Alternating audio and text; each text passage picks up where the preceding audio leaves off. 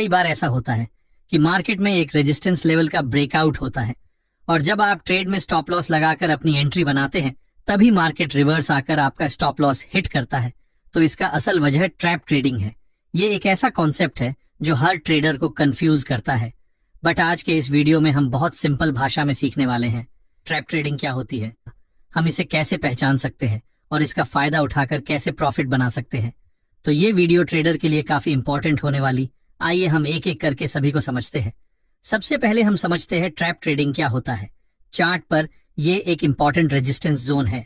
यहाँ पर चार्ट में इस लेवल का ब्रेकआउट होता है। जब मार्केट उसके ऊपर सस्टेनेबिलिटी दिखाती है तब यहाँ पर रिटेल ट्रेडर्स अपनी एंट्री बनाते हैं, पर मार्केट वहीं से रिवर्स होती है और हमारा स्टॉप लॉस हंट कर देती है।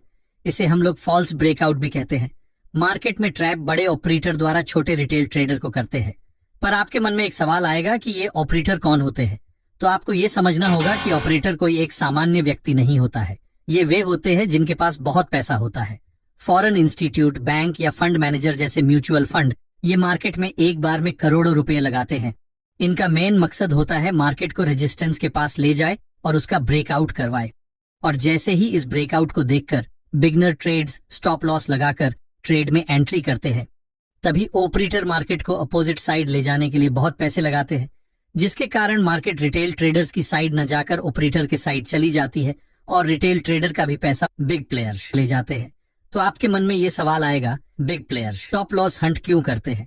तो देखिए, ट्रेडिंग एक जीरो सम गेम है जिसमें किसी एक को लॉस होती है तभी दूसरे को प्रॉफिट होती है। यानी आपको जितना पैसा लॉस होता है उतना ही प्रॉफिट किसी को होती है, और आपको जब प्रॉफिट होता है तो इसका मतलब है कि किसी को लॉस होगा। इसलिए ऑपरेटर मार्केट में लिक्विडिटी लेने के लिए छोटे रिटेल ट्रेडर्स का स्टॉप लॉस हंट करते हैं। पर जो trader stop loss hunting strategy को समझ जाता है वो लॉस को कम कर सकते हैं और अच्छी प्रॉफिट भी बना सकते हैं। तो आइए जानते हैं चार्ट पर फेक ब्रेकआउट या ट्रैप ट्रेडिंग को कैसे आइडेंटिफाई कर सकते हैं और अपने लॉसेस को कम करके कैसे प्रॉफिट बना सकते हैं। ट्रेडिंग को आइडेंटिफाई करने के साथ साथ वॉल्यूम को एनालाइज करना भी जरूरी है, क्योंकि भले ही प्राइस कुछ न बताए पर वॉल्यूम से ये पता चल सकता है कि ब्रेकआउट फेल होने वाला है या नहीं। वॉल्यूम आपको यह दिखा सकता है कि मार्केट में बड़े ऑर्डर्स कब एग्जीक्यूट हो रहे हैं, यानी कि मार्केट में बिग प्लेयर एंट्री कर रहे हैं या नहीं। तो इसके लिए हमें वॉल्यूम को देखना बहुत जरूरी है, क्योंकि कई बार प्राइस हमें चार्ट पर गलत जानकारी देती है और हमें ट्रैप करने की कोशिश करती है। पर आपको पता नहीं कि चार्ट पर वॉल्यूम कैसे लगाए। तो ये बहुत सिंपल है। जब आप ट्रेडिंग व्यू की वेबसाइट खोलते हैं और इंडिकेटर वाले सेक्शन में जाकर वॉल्यूम सर्च करते हैं और इस पर क्लिक करते हैं तो ये आपके चार्ट पर कुछ इस तरह से शो होने लगेगी। चलिए जानते हैं कि वॉल्यूम की मदद से हम कैसे फेक ब्रेकआउट को आइडेंटिफाई कर सकते हैं। इस चार्ट में प्राइस ग्रीन कैंडल बनाते हुए ऊपर की तरफ जा रही है। जैसे ही प्राइस इस रेसिस्टेंस लेवल को ब्रेक करती है और थोड़ी ऊपर जाकर छोटे छोटे रेड कैंडल बनाते हुए नीचे की तरफ रिट्रेस होती है, ऐसे समय में हमें वॉल्यूम पर ध्यान देने की जरूरत होती है। हमें ये देखना चाहिए कि जब प्राइस ऊपर जा रही थी तब वॉल्यूम धीरे धीरे बढ़ रहा था या नहीं। अगर वॉल्यूम बढ़ रहा हो तो ये हमारे लिए एक अच्छा संकेत है कि बायर्स में काफी मजबूती है, और जब प्राइस छोटे छोटे कैंडल बनाते हुए रिट्रेस होकर वापस ब्रेकआउट लेवल पर आती है तब वॉल्यूम छोटे छोटे होना चाहिए। अगर रिट्रेसमेंट की वॉल्यूम ब्रेकआउट वॉल्यूम से कम है तो ये हमारे लिए एक संकेत है कि सेलर्स मार्केट में कमजोर हैं। इसका मतलब है कि जब प्राइस नीचे की तरफ आ रही है तो सेलर्स ज्यादा क्वांटिटी में मार्केट में एंट्री नहीं ले रहे हैं, जिससे वॉल्यूम बार की साइज छोटे छोटे हो रहे हैं। रिट्रेसमेंट के बाद जब प्राइस बड़े ग्रीन कैंडल बनाते हुए रीसेंट हाई को ब्रेक करके स्विंग हाई के ऊपर क्लोज करती है और इस ब्रेकआउट कैंडल की वॉल्यूम रिट्रेसमेंट कैंडल के वॉल्यूम से ज्यादा होती है, तो ये हमारे लिए एक परफेक्ट सेटअप होता है जहां हम बाई पोजीशन बना सकते हैं। ये एक रियल ब्रेकआउट का संकेत होता है।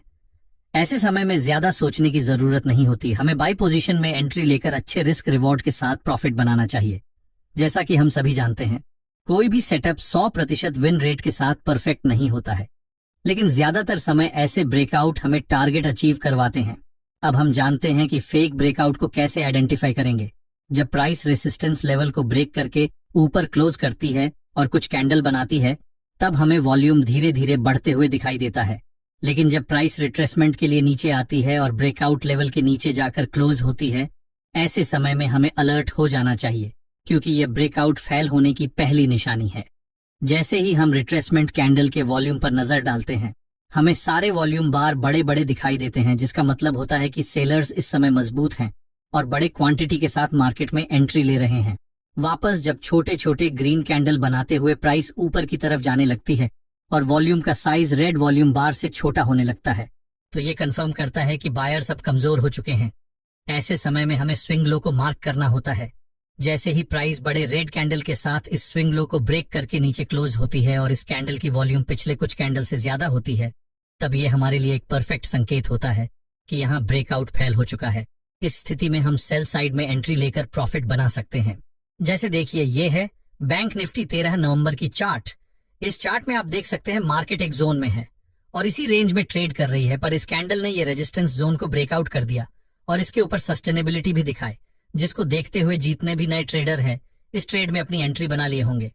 लेकिन तभी मार्केट रिवर्स आती है और उन सबका स्टॉप लॉस हिट हो जाती है और लॉस का सामना करना पड़ता है।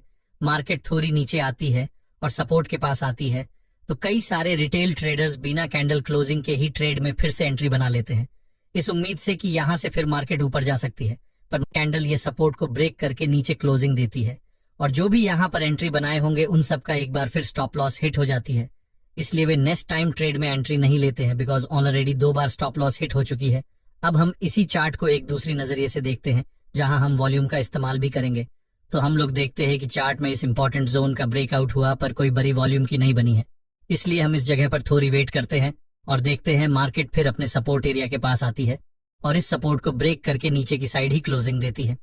पर इस बार वॉल्यूम को देखकर ट्रेड कर रहे हैं, इसलिए हम वॉल्यूम को देखते हैं तो यहाँ एक वॉल्यूम बार बनी है जो बाकी सारी वॉल्यूम बार से भरी और कैंडल इस सपोर्ट एरिया को ब्रेक करके डाउन साइड क्लोजिंग भी दी है। तो हमारे पास यहाँ पर 2 कंफर्मेशन है कि मार्केट यहाँ से डाउन साइड जा सकती है।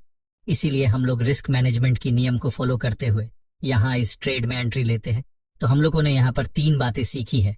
पहला, हमें अपने में पेशेंस लानी चाहिए। दूसरा, हमेशा कैंडल क्लोजिंग का वेट करना चाहिए और तीसरा, वॉल्यूम को देखकर ट्रेड लेनी चाहिए।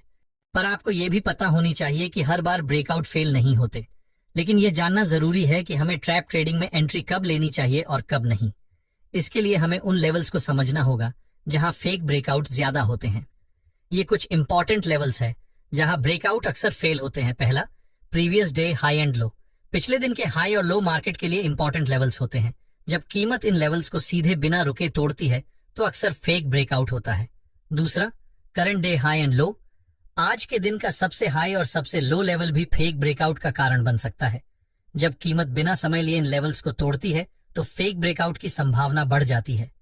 तीसरा, साइकोलॉजिकल लेवल्स। ऐसे राउंड फिगर जैसे 24,000, 24,500 या 23,000 को साइकोलॉजिकल लेवल्स कहते हैं। इन जगहों पर ज्यादातर फेक ब्रेकआउट देखने को मिलते हैं। उदाहरण के लिए, अगर निफ्टी 24,000 के आसपास है तो 24,000 एक महत्वपूर्ण लेवल होगा। अगर मार्केट इस लेवल को सीधे ब्रेक करती है तो हो सकता है कि ये एक ट्रैप हो छोटे रिटेल ट्रेडर्स को फंसाने के लिए। इसलिए ऐसे लेवल पर हमें सोच समझकर ट्रेड करनी चाहिए और ऑपरेटर की पॉइंट ऑफ व्यू से चार्ट को एनालाइज करना चाहिए, क्योंकि Indian market stop loss hunting पर ही चलती है। हमें इससे बचना है और प्रॉफिट बनाना है, तो अपने में पेशेंस लाना पड़ेगा, तभी आप एक प्रॉफिटेबल ट्रेडर बन पाइएगा। आइए अब समझते हैं ट्रैप ट्रेडिंग में सही एंट्री का तरीका। पहला, जब प्राइस किसी महत्वपूर्ण लेवल को बिना समय बिताए सीधा तोड़ दे तो समझिए फेक ब्रेकआउट हो सकता है। ऐसे में आप फेक ब्रेकआउट ट्रेड में एंट्री ले सकते हैं। दूसरा, अगर प्राइस ब्रेकआउट से पहले उस लेवल पर रुककर समय बिताए तो वह असली ब्रेकआउट होगा। इस स्थिति में फेक ब्रेकआउट ट्रेड नहीं लेना चाहिए। तीसरा, ब्रेकआउट के बाद कीमत का व्यवहार भी देखें। अगर कीमत ब्रेकआउट के बाद समय बिताने लगती है तो ब्रेकआउट फेल हो सकता है। ट्रेडिंग टिप्स, ब्रेकआउट से पहले समय बिताए तो रियल ब्रेकआउट होता है। ऐसे में ब्रेकआउट की दिशा में ट्रेड करें। ब्रेकआउट के बाद समय बिताए तो फेक ब्रेकआउट हो सकता है। ऐसे में उलटी दिशा में ट्रेड करें। इन आसान नियमों को अपनाकर आप फेक और रियल ब्रेकआउट के बीच अंतर समझ सकते हैं और सही ट्रेडिंग फैसले ले सकते हैं। और चलिए अब मैं आपके साथ कुछ ट्रेडिंग टिप्स शेयर करता हूँ। पहला, अगर आप एक बिगनर ट्रेडर हो तो अपने क्वांटिटी साइज को कम रखने की कोशिश कीजिए। कई सारे बिगनर ट्रेडर्स बिग प्रॉफिट के चक्कर में अपनी क्वांटिटी साइज बढ़ाकर ट्रेड करते हैं, लेकिन वे ये बात भूल जाते हैं कि जितनी बड़ी प्रॉफिट होगी उतना ही बड़ा लॉस होने का भी चांस है। दूसरी बात, आपको अपने में पेशेंस लानी पड़ेगी, क्योंकि ट्रेडिंग में अगर आप पेशेंस नहीं रखते हैं तो आप सेटअप पर ट्रेड आने से पहले ही ट्रेड में एंट्री करेंगे। इसलिए आपको कोशिश करना है दिन में 1 या 2 ट्रेड ही लेना है। और एक बात याद रखिए, सक्सेस एक दिन में नहीं मिलती, पर अगर आप लगातार अभ्यास करते हैं तो एक दिन जरूर मिलती है। इसलिए आप अपने ट्रेडिंग प्लान में सुधार करते रहिए और आप उस पॉइंट को नोट कीजिए कि आप किसके कारण ट्रेडिंग में लॉस कर रहे हैं। या तो वो आपका साइकोलॉजी हो सकती है या आपका ट्रेडिंग प्लान हो सकता है